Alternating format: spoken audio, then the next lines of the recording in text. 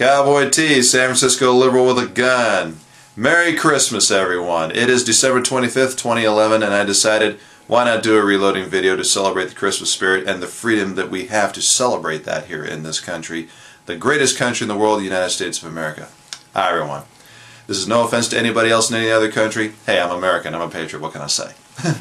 So, the subject of this particular video series is tips and tricks with the Lee Pro 1000 Progressive Press. We all know that all progressive presses, the brands, models, whatever, have their quirks. The Pro 1000 is no exception, as you'll read ad nauseum on boards across the nation and maybe even around the world globally as well as internationally. So here we have a fully stocked Pro 1000 Progressive Press and even a few rounds of 357 Magnum. Ooh. Yeah. I'm making one of my accuracy loads. This is a really fun load to make. It uses a certain amount of 2400 powder here, and I'll show you that. I know that because I keep my bottle close by. Never you mind the cluttered nature of Cowboy T's reloading bench at the moment, because Cowboy T is in the middle of a relatively large ammo run, at least by liberal standards. Well, here's the press. Come on around and take a look at it from this angle as well. And you will see a primer tray full of primers. That's this thing right there. There are 200 primers in there. I know because I loaded 2 boxes. That's tip number 1. That will help you speed things up. Does Lee recommend this? No, they don't typically. However, I found it perfectly safe provided that you follow their recommendations regarding brand of primers. CCI, Remington, Winchester, these are regular small pistol primers, so I think I can get away with it. Well, I discovered during this 357 Magnum run that the primers were really slow to come down the chute here. Okay? They would just, instead of going like they normally do, quickly like they do, it was going like that. And it was very slow. This was really slowing me down, and I really had to go to get the primers to flow down. I figured out pretty quickly, okay, the primer feed chute, that's this thing right here, was dirty. So, should you find your primers going down the chute slowly like that, clean the press. It's basically time to go through what we call the quicker maintenance procedure, cleaning procedure, that is up on the website at www.sanfranciscoliberalwithagun.com or the YouTube channel SF Liberal. So that's number 1. If they start going slowly down here, clean your press. And things will be all right with the world immediately afterward. Okay, here's tip number 2. This case collator, this red thing at the top, is great for filling up these 4 case feeder tubes here. I have to take my hat off to Lee Precision for the ingenuity and simplicity of this case feeder mechanism that they have. Basically, you dump them into this case collator and shake them around and they fall in. Okay. Now the reason these aren't falling in right now is because, of course, the case feeder tubes are already full.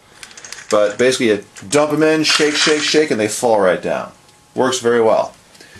On rare occasions, of course, you will get an upside down case.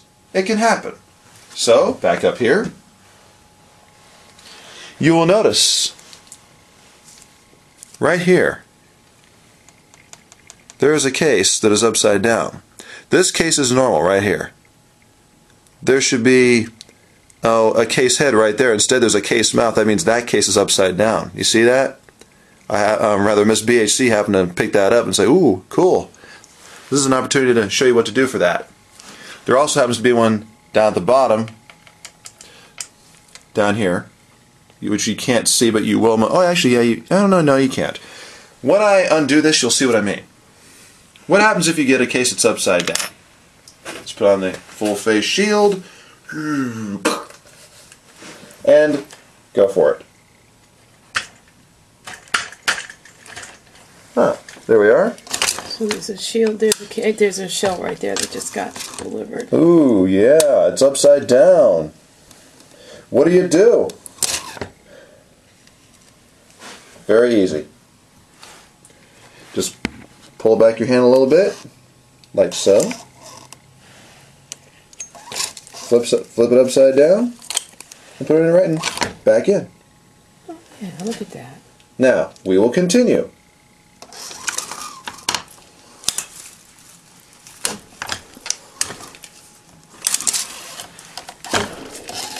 And off we go. And so on.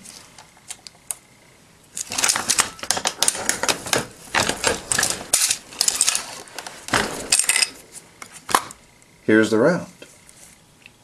Nice. Very nice. Okay, here's tip and trick number 3. We all know that in progressive presses we tend to go fast because what's the point of a progressive press? To produce lots of ammunition very quickly. Well, reasonably quickly.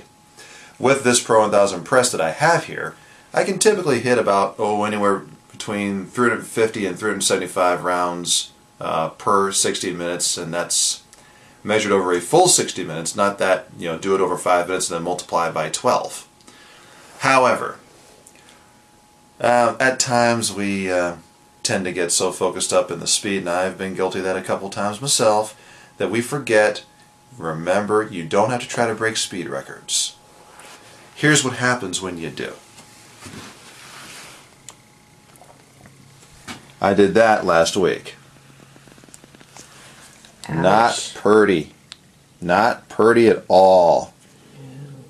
Here's another one with the case mouth all dinged up. Ouch again. Owie, yeah. Here's one when where if you have to look at this from the top. And the primer, she is sideways. That's not good, is it? That's not good. And then there's this one, where the primer didn't go in all the way. It's kind of hard to see, but over on the left side, you can see where the primer's a little rounded. Yeah, get another, just see if you can go all the way around here with that, if it's possible.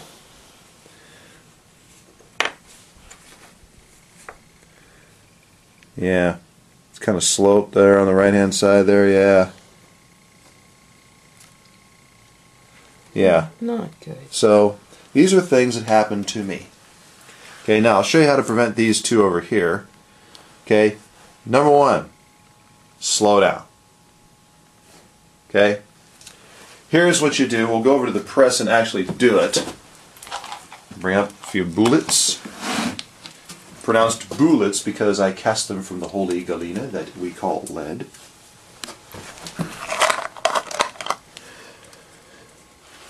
Okay. Now, watch what I do here in the motion.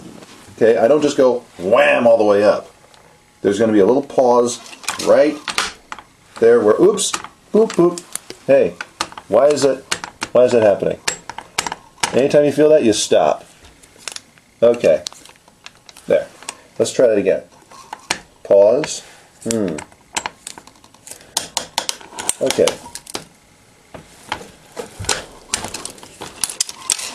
So in other words, you could feel that the case, that the shell wasn't going smoothly into the right, and I stopped. die. Right.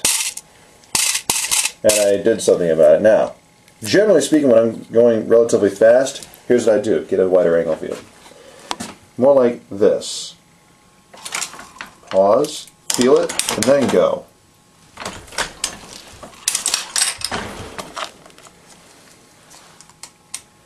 Once again, pause, feel it, then go. Well, then I have a question. Pause, feel it, then go. One more time. Pause, feel it, then go. Like that. And that is how you prevent this over here. And even with that pause, you can still do those numbers an hour. That is correct. That pause, I can still do them. Please prevent ugly shells. Yes. Ouch. Now, how do we prevent the other two? the sideways primer and the one here that you can see there's a little bit more flat in there. You can see it didn't go in all the way. Okay, the sideways primer, there are two problems that happen that cause this. Okay, one is, both of them relate to the feeding of the primers in the primer chute. That would be this thing right here, this primer chute. Okay, basically what it means is time to clean the press because they're not going down there the way they should be. Okay, go through the quicker maintenance procedure as we mentioned before. That'll solve that problem. For the other problem, that is primers not going in all the way, like this one, this is a Federal 357 Magnum case, as you can probably see from the head stamp. Okay, there it is. So, I've noticed that among cases, Federals can have slightly tighter primer pockets. I've noticed it with the 38 Special primer pockets. I've noticed it with the 357 Magnum primer pockets. For that, an RCBS primer pocket reamer does the trick very nicely. That also is an issue with Cellier and below 38 Special cases too. I've noticed that a lot. That same RCBS primer pocket swager will fix that problem in those cases as well. So, hopefully this helps you prevent damaged cases that otherwise could be put to good use. San Francisco Liberal with a gun.